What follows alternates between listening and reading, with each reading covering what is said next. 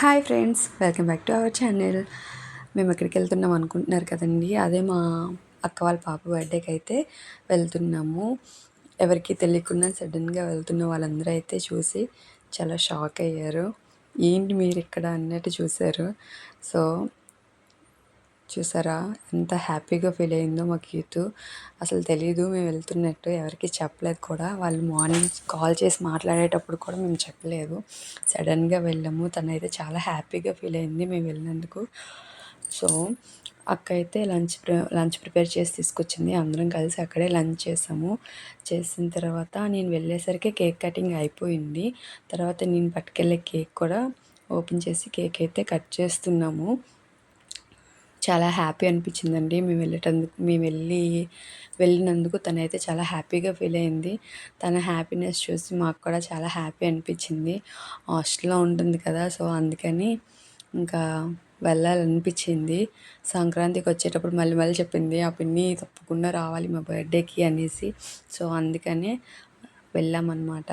So తను కూడా happy, మేము కూడా హ్యాపీ. చాలా హ్యాపీగా అనిపించింది ఈరోజు. చూసారు కదా, ఈ విధంగా అయితే కటింగ్ అయిపోయింది. డీజే ప్రకాష్ కోయా రే కోయ్ కోయ్ కోయా హమారే సంగమామా కోయ్ కోయ్ కోయ్ కోయ్ కమ్ ఆన్ కోయ్. చూసారు కదా, మధ్యలో ఫన్నీగా ఉంటుందని కోయ్ కోయ్ అని చిన్న రీల్ కూడా చేసాము సరదాగా. ఆ తర్వాత ఈ విధంగా ఫొటోస్ అయితే తీసుకున్నామండి అందరం కలిసి. తీసుకున్న తర్వాత అంతే, టైం అయిపోయింది, 5:30 అయిపోతుంది. ఇంకా తను మళ్ళీ తిరిగి పైకి వెళ్ళిపోవాలి క్యాంపస్లోకి.